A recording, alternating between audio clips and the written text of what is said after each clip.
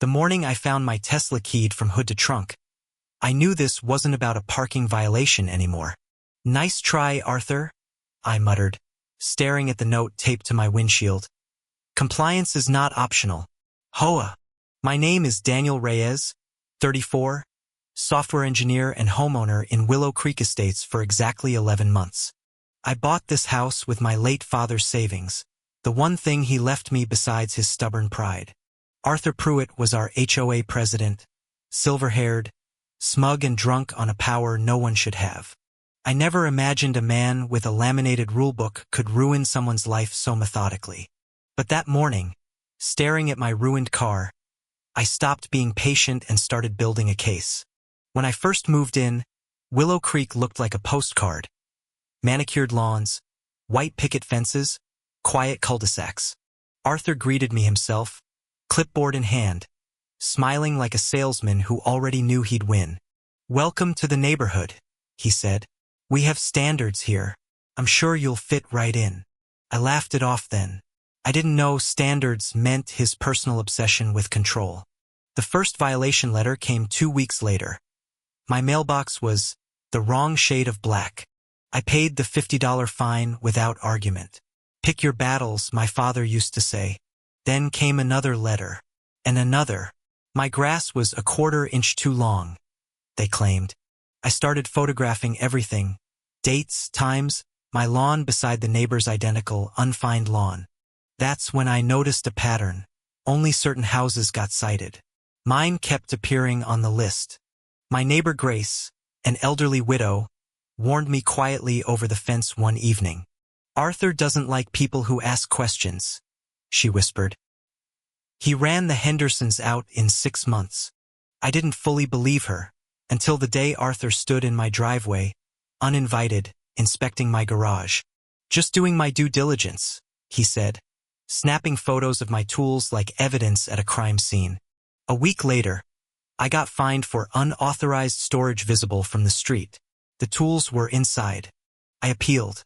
The HOA board, 3 people, all Arthur's golfing buddies, denied it in 4 minutes flat. That's when the first real crack in the mask appeared, though I didn't recognize it yet. Grace mentioned Arthur once ran a consulting business that mysteriously folded after an embezzlement rumor. I filed that away. A small thread. I had no idea how far it would unravel. 2 months in, Arthur started showing up at community events, talking about residents who don't belong here. He never said my name, but everyone's eyes drifted toward me anyway. The message was clear.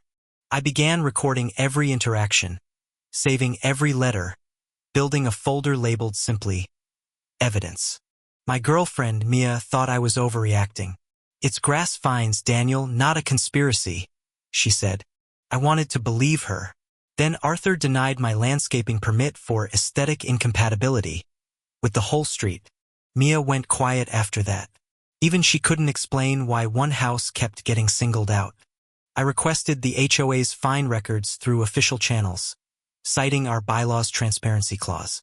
Arthur stalled for 3 weeks, then claimed the records were under review indefinitely.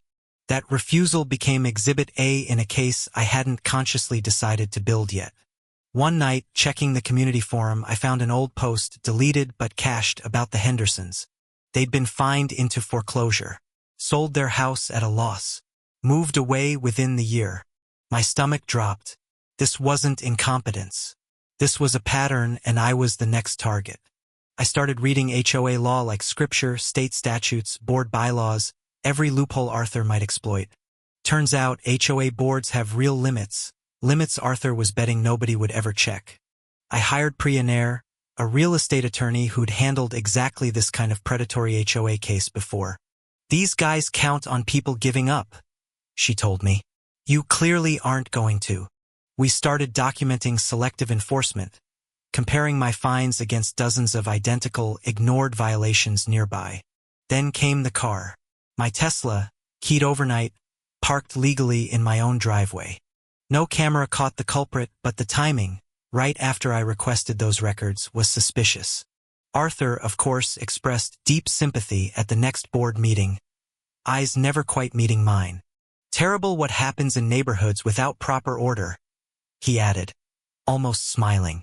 I said nothing. I just wrote the date down. Every word he said was becoming evidence. Grace pulled me aside afterward. He did this to the Hendersons too. Vandalism. Right before the end. That night, I installed my own security cameras, driveway, mailbox, garage, everything covered. 3 days later, someone tried the mailbox again. This time, my camera caught a shadow and a truck. The truck's license plate was partially visible. Priya said it might not hold up alone, but paired with motive, it could become powerful circumstantial evidence in a pattern of harassment claim. I didn't confront Arthur. Not yet. Confrontation was for people without a plan. Instead, I quietly requested the HOA's financial statements, curious where all those fine dollars went. Arthur denied the request outright this time, citing board discretion. That refusal was itself a violation. Priya smiled when I told her. He just handed us grounds for a formal legal demand. We sent a certified letter demanding transparency under state HOA disclosure law with a 14-day deadline. Arthur didn't respond in 14 days. He responded in 2, and it wasn't with documents. It was with a lien notice on my house. For unpaid fines, I had documentation proving I'd paid. That was the moment I stopped playing defense. Arthur had just declared war on the wrong homeowner. The lien notice arrived by certified mail, official-looking, terrifyingly real, threatening my home itself. He's trying to scare you into silence, Priya said. It's a bluff dressed as paperwork. I called the county recorder's office and learned liens require documented, unpaid, undisputed debt. Mine was disputed and paid. Arthur had filed it anyway, betting I wouldn't know the difference or wouldn't fight back. We filed a formal objection within 48 hours, attaching every payment receipt I'd kept. The county flagged the lien as improperly filed, a small victory that felt enormous. Arthur's response came fast. A strange, unsettling politeness dripping through a new letter. 068. Let's resolve this like neighbors, Daniel. He wrote, offering to waive fines I'd already proven paid. Priya recognized the tactic immediately. He's trying to get you to sign something. Don't respond in writing yet. I stayed silent, which apparently unnerved Arthur more than any accusation could have. At the next board meeting, he tried a new angle, turning residents against me directly. Some homeowners, he announced, believe they're above community standards. It threatens all our property values. A few nodded along. Others, like Grace, stared at their laps, clearly uncomfortable but afraid to speak. After the meeting, an elderly man named Walt approached me in the parking lot, voice low. I got fined into bankruptcy once, he said. Arthur's done this before. More than you know. Walt handed me a flash drive. My daughter kept records. Never got the nerve to use them. That night, I opened the drive and found 3 years of complaints, all against Arthur, all buried. Noise complaints ignored for his friends. Fines invented for people who'd crossed him personally. One file detailed a resident who'd questioned HOA dues and was fined into losing their home. This wasn't one bad HOA president. This was a system Arthur had built, brick by brick, for years. I brought everything to Priya. Her expression shifted from cautious optimism to something sharper. This isn't just harassment anymore, she said. This could be a pattern of racketeering-adjacent abuse. We began cross-referencing county records, fines, liens, foreclosures, against every name on Walt's list. 7 homes. 7 families pushed out over 5 years, all under suspiciously similar circumstances. Arthur wasn't just a control freak. He was profiting somehow, and we needed to find how. I remembered Grace's mention of his failed consulting business. I pulled state corporate filings that weekend. Buried in the records, Arthur owned a property management company under his wife's maiden name. That company had purchased 3 of the 7 foreclosed HOA homes at rock-bottom prices. My hands actually shook reading it. Arthur wasn't enforcing rules. He was engineering a foreclosure pipeline. Priya went quiet on the phone for a long moment. Daniel, this is no longer just civil. This is fraud. We needed more than suspicion. We needed a paper trail connecting the fines directly to the purchases. I requested certified copies of every foreclosure sale from the county, cross-checking buyer LLCs. 3 different shell companies, all registered to the same P.O. Box Arthur used for HOA mail. It was almost too tidy, the kind of arrogance that comes from years of never being caught. Mia finally believed me completely after seeing the documents spread across our kitchen table. "I'm sorry I doubted you," she said. "This is insane. He's basically stealing houses." I didn't feel vindicated. I felt sick, imagining the families who'd lost everything before me. Priya cautioned patience. If we move too soon, he lawyers up and buries the evidence deeper. So we kept building quietly, collecting, verifying, waiting for the moment Arthur overplayed his hand. He didn't make us wait long. That's the thing about men who've never faced consequences. Arthur scheduled an emergency board vote, a new rule requiring board-approved vehicles in driveways. It was transparently aimed at my Tesla, the only visibly different car on the street. At the meeting, he demanded I remove it within 30 days or face escalating penalties. I stood up, calm, and asked the entire room a simple question. What happened to the Hendersons? Silence dropped over the room like a blanket. Arthur's smile flickered for the first time. That's not relevant to tonight's agenda, he snapped, gripping his gavel a little too tightly. It's relevant to me, I said, since apparently my house might be next on someone's shopping list. Gasps rippled through the room. Grace's hand flew to her mouth. Walt nodded slowly, grimly satisfied. Arthur adjourned the meeting immediately, but the damage, the doubt, was already planted. Outside, 3 neighbors approached me, whispering that they too had received strange, unfair fines. One woman, Denise, admitted Arthur had personally offered to buy her struggling house at a fair price. That was our missing piece, a live witness willing to describe the pitch in her own words. Priya scheduled a recorded statement with Denise the very next morning, careful to follow legal protocol. Denise's account matched the pattern precisely. Manufactured fines, mounting pressure, then a generous lowball offer. We now had motive, method, and a living voice confirming what documents alone couldn't fully prove. Arthur, sensing something shifting, tried a different tactic. Sudden, unsettling friendliness toward me. He waived my vehicle violation personally, smiling like nothing had happened at all. No hard feelings, Daniel. Let's put this behind us, he said, extending a hand I didn't shake. That night, my car's tires were slashed. 4 of them, in my own locked garage. The garage had no forced entry, meaning whoever did it had a way in or a key. My new camera, hidden inside the garage light fixture, had captured everything in cold, clear detail. The footage showed a man in a groundskeeper's uniform, but the walk, the build, unmistakably familiar. Priya froze the frame. That's not proof of identity alone, but it's enough to bring in the police. I filed a report that night, attaching the footage, the lien history, and Denise's recorded statement. The detective assigned, Sergeant Ruiz, watched the footage twice before looking up at me. This isn't just vandalism, she said. This looks organized. Give me a few days. Word spreads fast in small neighborhoods, and by Friday, half of Willow Creek knew something was wrong.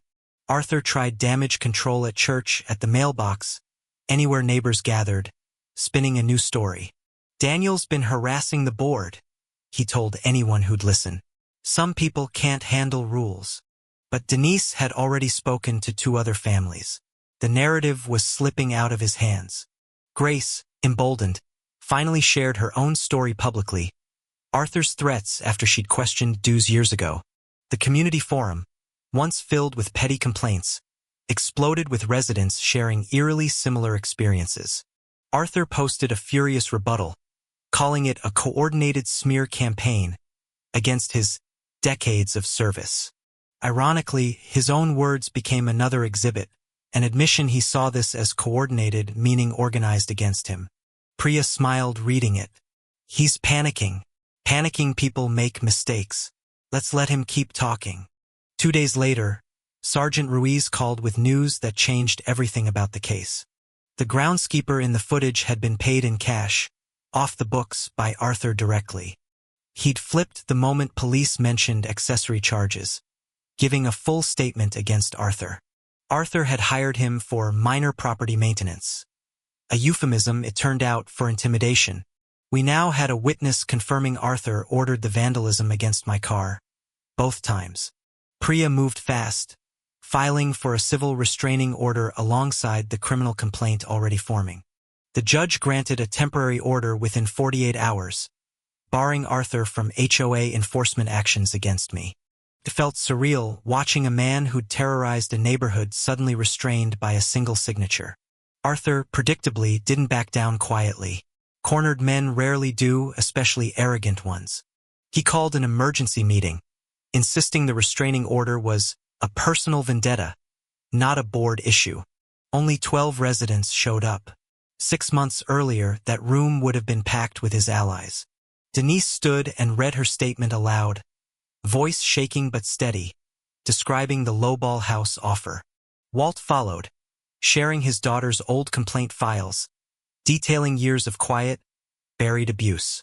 Grace spoke last, recounting the exact threats Arthur made when she'd questioned the dudes years back. Arthur sat frozen, jaw tight, watching his carefully built reputation dissolve in real time. "This is a witch hunt," he finally spat, standing abruptly, knocking his chair backward. "No," I said quietly. "This is accountability. Something you've apparently never faced before." The room went silent. Even his remaining allies wouldn't meet his eyes anymore. That night, Priya filed a formal civil suit. Fraud, harassment, property damage, and emotional distress. We weren't just asking for damages anymore. We were asking the court to remove him entirely. Arthur hired a lawyer immediately, a sharp city attorney clearly unfamiliar with small-town HOA disasters. Their first move was a motion to dismiss, calling our evidence circumstantial and speculative. Priya calmly submitted the groundskeeper's signed statement, the shell company filings, and Denise's recording. The judge denied the motion in under 10 minutes, setting a full hearing date for 6 weeks out. Those 6 weeks felt like a held breath, the whole neighborhood watching, waiting, whispering. Arthur tried one last maneuver, offering me a settlement to drop everything quietly. $50,000. A non-disclosure agreement and a promise to let bygones be bygones. I almost laughed at the audacity. He wanted to buy silence the same way he'd bought houses, cheap. "Tell him no," I told Priya. "This isn't about money. It's about everyone he's already hurt." Word of the rejected settlement leaked and more victims began quietly reaching out to Priya's office. 2 more families from the original Henderson's era came forward, their stories nearly identical to mine. Priya amended the complaint into something larger, a potential class action against Arthur and his shell companies. Arthur's own lawyer, sensing the case collapsing, requested a private meeting, hinting at withdrawal.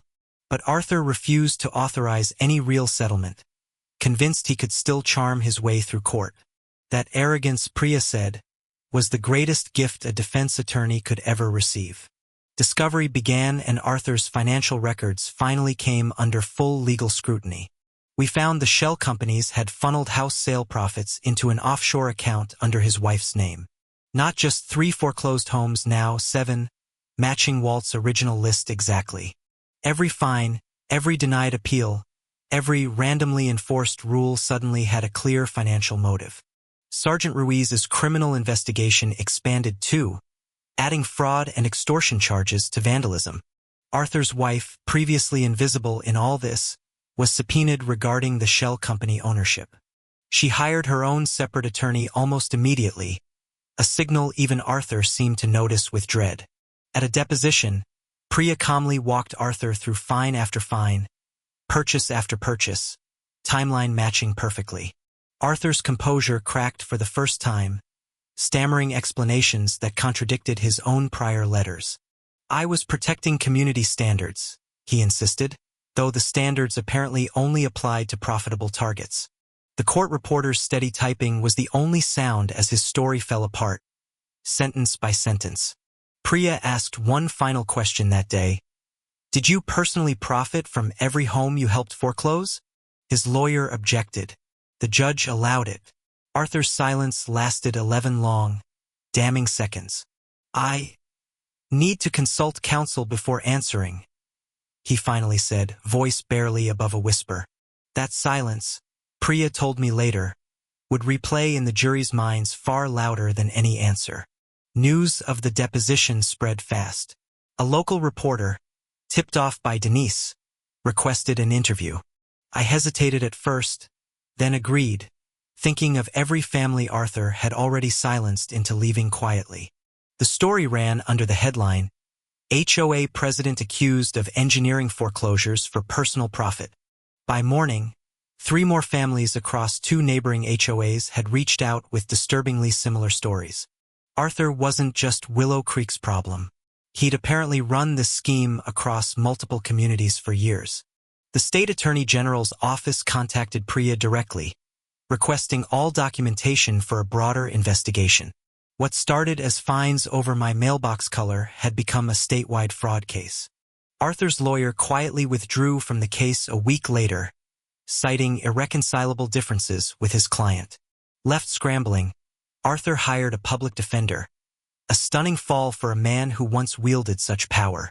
The community, once divided, now stood almost entirely united against the man they'd trusted for years. Grace organized a small dinner for the affected families, calling it the first honest meeting in years. Around that table, strangers connected by fear became something closer to friends, bonded by survival. Mia squeezed my hand under the table. You didn't just fight for yourself, she whispered. You fought for all of them. I didn't feel like a hero. I felt exhausted, still bracing for whatever Arthur might try next.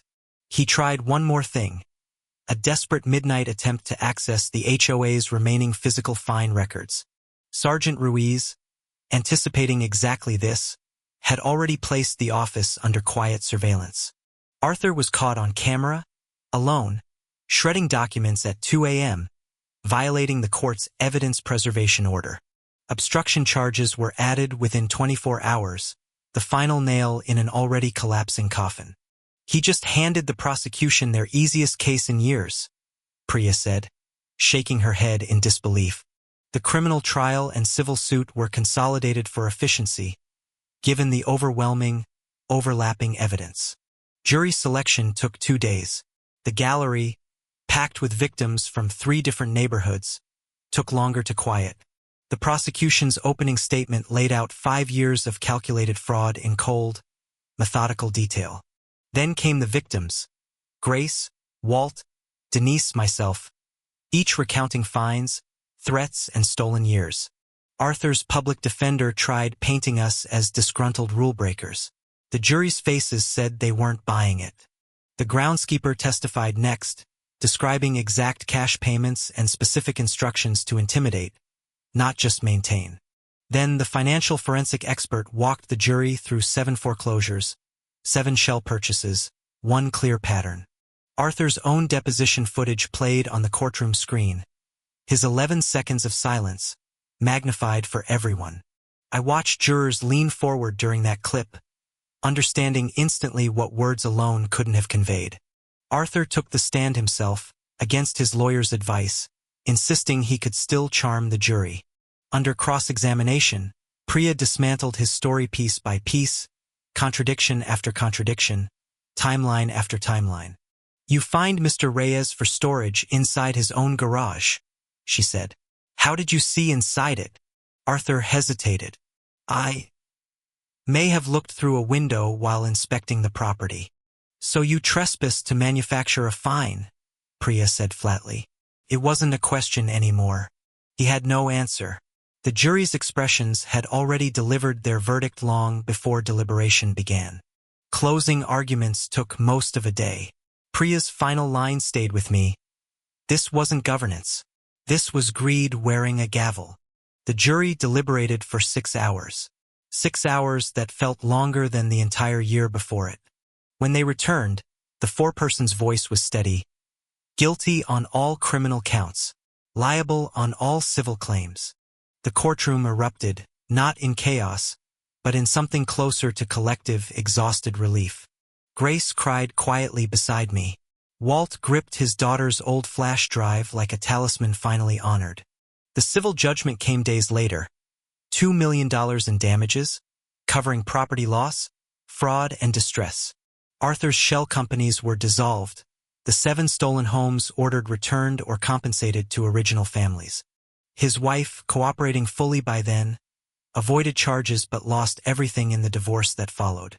Arthur was sentenced to 8 years for fraud, extortion, and obstruction, effective immediately. As bailiffs led him out, he looked at me once. Not with anger, but something closer to disbelief. "You were supposed to just pay the fine," he muttered. I almost laughed at how small that sounded now. "You picked the wrong homeowner," I said simply and meant every word of it. Willow Creek held a new board election within a month. Grace nominated unanimously as interim president. Her first act was repealing every unjust rule Arthur had weaponized against innocent families for years. Denise moved into one of the recovered homes, finally secure, finally believed, finally free. Walt's daughter finally saw her years of quiet documentation matter, vindicating her father's long patience. My Tesla got fixed, but honestly, I barely thought about the car anymore by then. What mattered was the folder labeled evidence, now filed permanently in a courthouse record instead of my desk. Mia and I sat on our porch that evening. No fines, no threats, just quiet, ordinary peace. I thought about my father, about stubborn pride, about how sometimes patience is just quiet preparation for war. Willow Creek was mine again, not because I fought for a house, but because I fought for what was right.